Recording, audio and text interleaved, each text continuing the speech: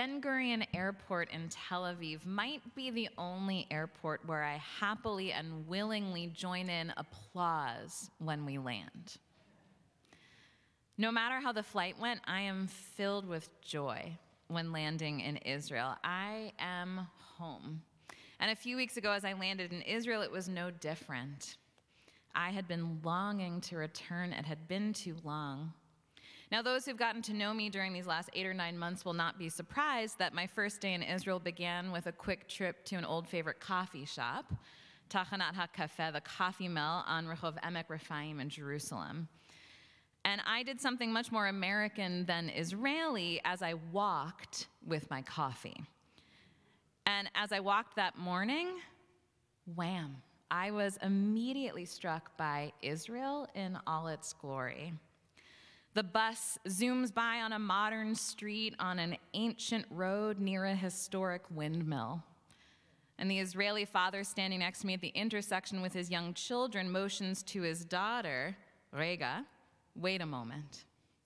Dozens of young, mainly American and European Orthodox students filled the interior of the bus station with a makeshift mechitza, davening, separating men and women, surrounded by tourist shops and restaurants getting ready for the day. The cab driver yelled out at his window at the driver in the car next to him in a not-so-beautiful barrage in our beautiful sacred tongue, Hebrew. The old city and Temple Mount in the distance as the sun rose. Israel in all its glory. And Israel complicated. Israel at an inflection point.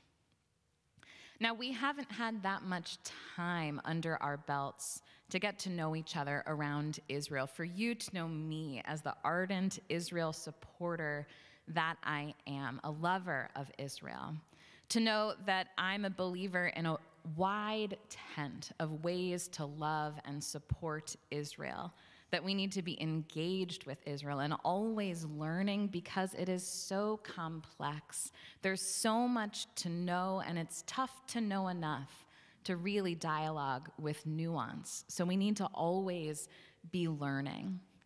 I'm a believer that loving Israel is a lot like loving a person. When we love a person, we don't get to say, I like that, and I love that, and I love that, and that's the part of the person I'm going to love. We end up in relationship with whole people, with wonderful qualities, with difficult qualities, and we love the entirety. And sometimes that love means cheering them on, and at times it means supporting them in growing and living up to the best that is in them. And Israel is just like that from my perspective. I love the complex whole, and I long for it to always live up to the best that is in it, and it often does so, and I cheer that on. So I entered into Israel in all its glory, Israel at an inflection point. One thing that struck me in speaking to the Israelis I encountered during my time in Israel on this trip is that so many of them were in a difficult moment, upset, even downtrodden in their frame of mind. Many of them expressed deep concern, even anger and fear over what's happening right now in Israel. You likely have seen in the news or heard through the Jewish community about the so-called judicial reform that's being proposed by the current administration there. The proposal is essentially, there are multiple parts, but essentially it would give a simple majority of the parliament, of the Knesset, the power to overturn rulings of the Supreme Court, restricting the Supreme Court's ability to strike down laws it deems counter to what they call ethical or lawful. There are other elements of the reform, but that's a core piece. And you likely know Israel has no formal written constitution, just one House of Parliament, and the president is largely a ceremonial role. And since the executive branch is not actually really distinct from the legislative branch of government, the judiciary is just about one of the only checks on governmental power. Undercut the Supreme Court, and it's clear that issues around gender and Jewish identity and allowed Jewish practice, who is a Jew, perhaps elements of the right of return, and so much more could come under fire.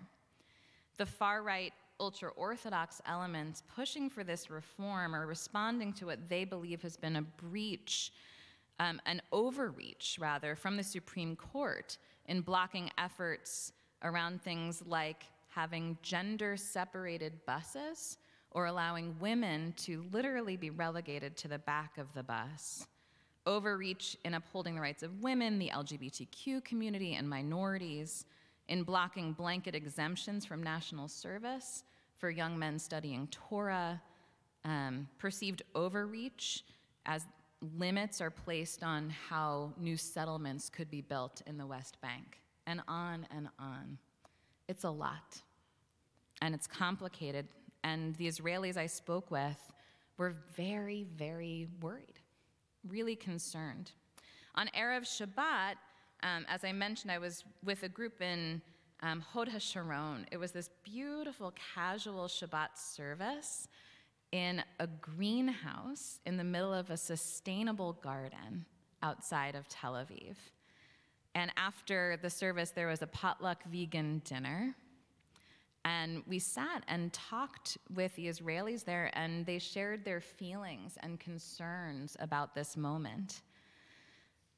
They were so worried that they feared for Israel's democracy. And they expressed the concern that while they're happy that the Israeli public, in their words, has woken up, they worried that they've woken up too late, having pressed snooze on the alarm too often. The Israelis I spoke with shared they've been sad and fearful, imagining that the Jewish community outside Israel will be so turned off by these moves by the Israeli government that we'll throw up our hands and say, that's not my Judaism, that's not my country, that's not my home away from home, and disengage. And they actually said they would understand if American Jewry felt that way. But the group we spent with on Shabbat said it gave them hope that we were there, that we care, and that our communities care about Israel, even during tough moments. They said, thank you for being here, and thank you for caring. Please don't stop coming. And that sentiment was echoed by Professor Ruchama Weiss, with whom I studied during the morning we spent at HUC-JIR in Jerusalem. She is a brilliant scholar of Talmud, incredible, fascinating teacher of complex and difficult text. In fact, she says she's only interested in teaching challenging, difficult, troubling texts. And before she began her session, she shared with us a couple mornings prior, as more news of the judicial overhaul came out, she woke with a heavy heart, not only because of what the change could mean in Israel, but she said she was really saddened because she thought, I'm going to lose my friends, my American friends. And she expressed a similar concern as the community in Hod HaSharon. And she shared that it gave her so much hope that we were there. And she said, it was very moving. She said, thank you for not abandoning us. It means everything. On Saturday evening, on Motzei Shabbat, I had the opportunity to march in the protest in Tel Aviv. And I marched with my protest sign calling for a Jewish and democratic Israel, surrounded by Israeli flags waving, people singing. There were 160,000 people marching in Tel Aviv that night. Around the country, reportedly about 300,000 people marched that night. It was the 8th week of protests, which have continued in the couple weeks since. That would be, think about the American population, probably 9 or 10 million, proportionally, if the population, were in the United States. There were signs quoting Torah, tzedek, tzedek tirdof, justice, justice shall you pursue. Signs that said things like no judiciary, no democracy. Some signs were more targeted that, some of us might not agree with. There was a sign that got a lot of chuckles and pictures taken. It was a picture of E.T. raising his hand, and it said, "Bibi, go home."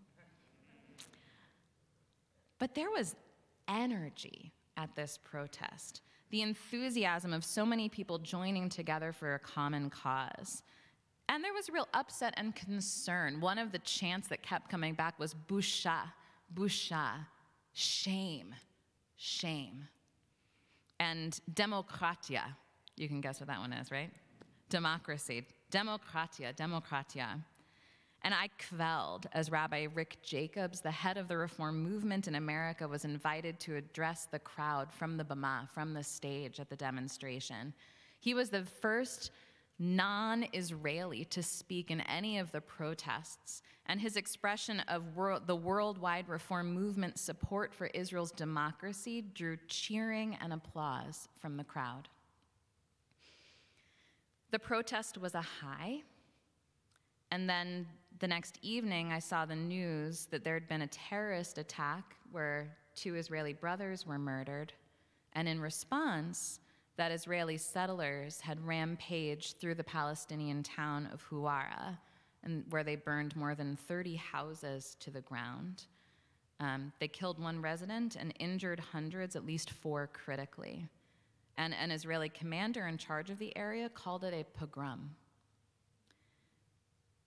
And then in the aftermath, you may have heard that Israel's finance minister, who is a self-proclaimed fascist homophobe, in his words, but Bezalel Smotrich, who is also the Israeli leader in charge of the settlements in the West Bank, said he believes Huwara should be wiped out. And while he has done a lot walking back that statement in the weeks since, of course this drew outrage internationally. It's repugnant. And that word from the protest kept coming back to me, busha, shame. Oh, how this man does not represent any Judaism I want to be associated with. Oh, how difficult and upsetting and complicated this moment in Israel. And I'm proud to share that the board of Temple Chai chose this week to add Temple Chai's name to a petition that's been signed by dozens of major Jewish organizations and institutions and congregations, calling for Smotrich not to be given any platforms to speak here in the United States, to not give a platform to someone who espouses such beliefs so antithetical to our values and so hateful. It's a lot. I concluded my time in Israel, despite the challenges, feeling truthfully, it's a hard transition from sharing that to sharing what I'm about to share, that I concluded my time in Israel feeling truthfully, spiritually, and personally fulfilled, and also unsettled and concerned. But I am also energized to remain connected, to stay invested, and to support Israel. A democratic, ethical, secure, Jewish Israel founded on the democratic and Jewish ideals of Zionism, and to not waver from that connection. And I want to share with you what gave me hope despite all the challenge of this moment in Israel. Even though it's such a troubling moment, Israelis who have never before been politically active or invested are truly waking up. Hundreds of thousands of Israelis are protesting for months, week after week. The high-tech industry is getting involved, and the economics of alienating them may speak louder than any protest. Wings of the military are getting involved, some threatening to refuse to train if the administration doesn't back down, which is concerning for Israel's security, but a very strong symbolic statement. Israelis are waking up. And one message I walked away with that's new, and I believe is very important, is this. Historically, sometimes Americans have received the message from Israel and from Israelis that we really should stay in our lane. We should give money, we should support, we should symbolically support, but it wasn't our job to comment on what was happening in Israel or to object to even the actions of any administration, though administrations change. And that has been a difficult message to receive over time. But that was not the message we heard during our time in Israel. We are not irrelevant. Our relationships with Israelis, how we care about Israel and what happens there, matters and matters to Israelis. They need us and they want us. They want us to be involved. They want us to care about what happens there. They want us to be invested in a just and democratic Israel. They want our friendship and they want our connection. They said, thank you for not abandoning us. Thank you for caring. So that's my message for us now. Together and individually, we need to figure out what caring for Israel and supporting Israel, staying connected to Israel and Israelis means now. Whatever your politics, whatever Israel organization you may be involved in, this moment calls on us to raise our voices and to make sure that in word and in deed and in dollars, these organizations are wielding their power to support not only Israel as it is, but as we know it can be and we want it to be, based in our Jewish values and with space for progressive Judaism at the table. One of my last mornings in Israel, I joined a group for a wonderful guided walking tour of a neighborhood in Tel Aviv. It was populated with writers and philosophers soon after the city was founded. And the tour guide referenced how these days were a period, those early days were a period when Israel was a Medina shebaderech, a country in development. And I was struck by how true this still is today. Israel always is a Medina shebaderech, a country in development, growing, changing, learning, encountering new challenges and meeting them. If you are interested in learning more about Israel, engaging in conversation about Israel, celebrating Israel's 75th anniversary next month, even in this complicated time, in joining with me as I plan a congregational trip to Israel for next spring, please let me know. We are going to engage and learn together. Join me. We are part of that continued development, the Medina shebaderech. Let us continue to show up for Israel, for our Israeli brothers and sisters who need us and want us and long for our engagement. May we never abandon Israel. May we never abandon the belief that Israel can represent the best that is in us. Kin yehi ratzon, may this be God's will. Amen. Yasher koach. Thank you.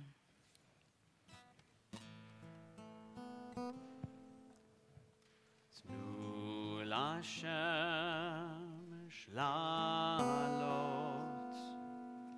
laboker leha'ir hazaka shebat tfilot otanu lo tachzir mi asher kavanero uve'afar nitman